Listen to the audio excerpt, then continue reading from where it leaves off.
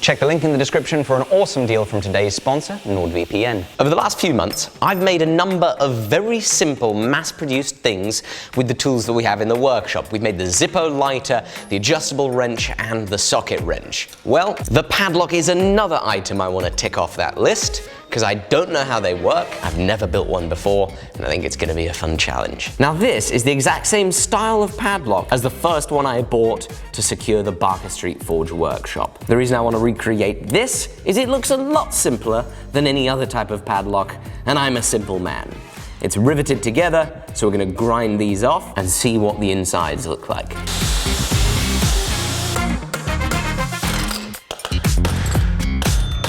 It's just completely stuck. Maybe it's countersunk and I'm hitting it the wrong way. I'm bending that. Huh. It's bending it before the pins come out. You know what that is? Why? Because... You're about to say some smart Alec comment, aren't you? Well, I don't think they're pins. I think they're like stepped, collared things. Well, it must go in and out some way. No, they're just laid together and riveted. Oh, yeah, that would make a lot of sense. Yeah, so I've got to get the heads off and then just pull it.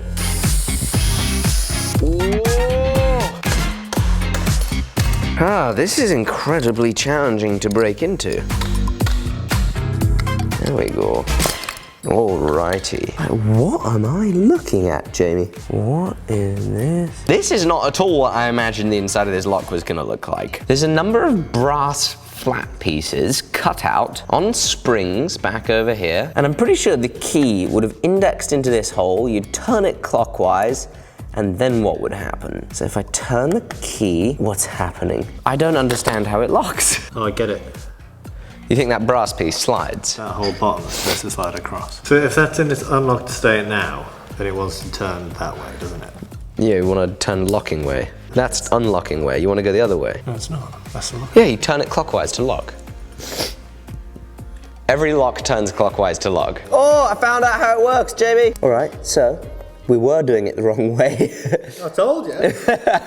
So look, you put this in. I give it a twist. There we go, look at that. See, at a certain moment, it engages this lower brass plate through this little tongue that is bent up from it. And then once it's engaged, it slides and then it's locked. So the key does interact directly with the sliding plate to lock it. And I'm sure there's proper nomenclature to what these pieces do, but in simple language, maybe I'm understanding that these pieces block just any old key from moving this plate by getting in the way of the teeth on the key if they're not correct. But they also block the key from opening it because of these channels that are carved into them. If the key hasn't properly opened all four of these little blockers, then the tongue won't be able to slip through that slot in the middle of them, allowing it to lock and unlock. The components are really fairly simple. All right, let's make sure we have the brass that we need, Jamie. So it's 1.6mm brass on every component near enough. We have 0.6mm, 1.3mm, 1mm. We need to order some brass. Ow, I have a splinter. So I've ordered some brass sheet for these components. We are now going to get started on the steel work.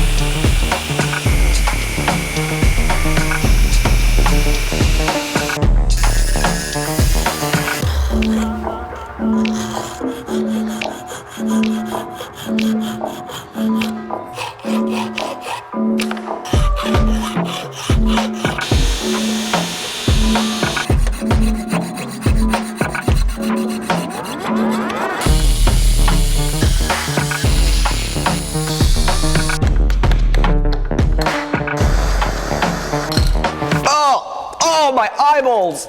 Oh, good God! Burning super glue hurts! The two outer cases are done. But for us to be able to hold the two outer cases at the right distance apart from one another and secure them together, we need to make a number of these riveted standoffs. That's effectively a 3mm tenon on either side of a 4mm bar. We need 5 of them and then 3 that only have tenons on one side.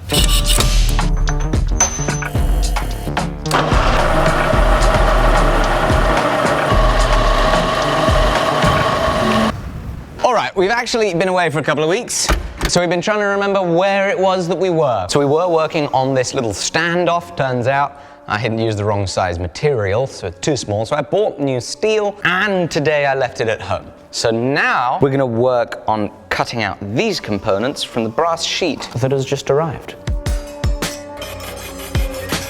Why am I doing it like this?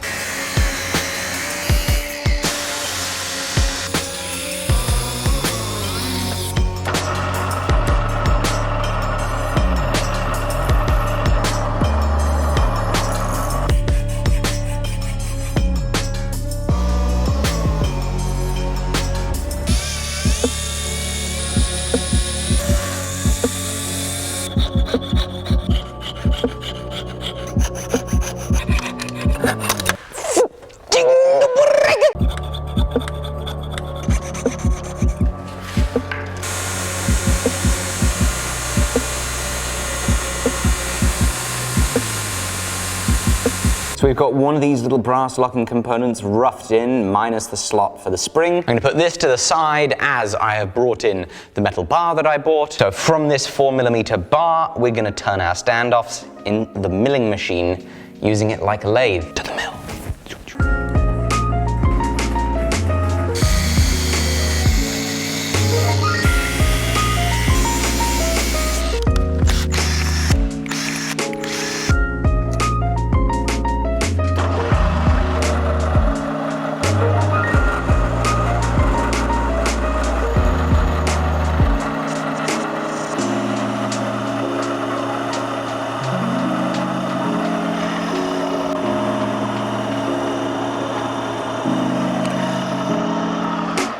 All of our standoffs and pins are finished. The reason I couldn't use the lathe to do this is the chuck doesn't actually close tight enough. Unlike the Jacobs chuck in the mill, it doesn't close to 0. Now you saw that we made 2 different types, one with 1 tenon, one with 2. The reason for it is the standoff with 1 tenon is really more of a pin. And the reason for it is the standoff with 1 tenon isn't holding the case together, but acts as a pin in these 3 holes on the original.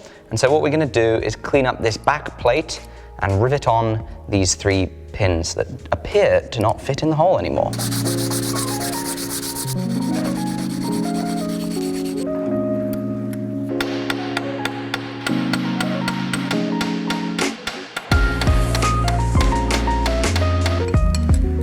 And that's kind of how it's going to look with the actual standoffs. So the next piece we need to make is this little outer ring that protects the internals. It is made in steel in the original. I would like to make it in brass. I think it's going to look pretty, and we're not going to be locking up any valuables with it, so let's go with the pretty look. But that's going to have to wait till the next episode, because we've got to run to the other side of the country to film a really exciting video, which I can't wait to share with you. Check it out soon. Now, the Padlock is there to keep you safe in the real world, and NordVPN, our sponsor, is there to keep you safe in the digital world. A really common cybersecurity threat comes from a man-in-the-middle attack, which is where you're in a public place, somebody has made a Wi-Fi network with a name that makes you think it's the right one to log on to, and they then steal all your data as you're trying to browse the web. One of the easiest ways to protect yourself from this type of attack is being on a VPN, because NordVPN servers act as an intermediary between you and the websites you browse, encrypting the data between you and their servers, meaning the man in the middle ain't getting your info. Further to that, what is brilliant about NordVPN is the flexibility it provides you in your internet browsing experience. I was recently visiting family in Europe, but with their handy dandy app for iOS, Mac, Android, and PC, I was able to stream the content that I'm used to watching here in the UK, wherever I was. It's completely risk-free because they have a 30-day money-back guarantee if you don't like it, and you can use one account on over 6 devices, so it's good for you and the whole family. Get started today at nordvpn.com/forge, because you are going to get a 2-year plan with a whopping discount and 4 additional months for free. Check them out, link down below.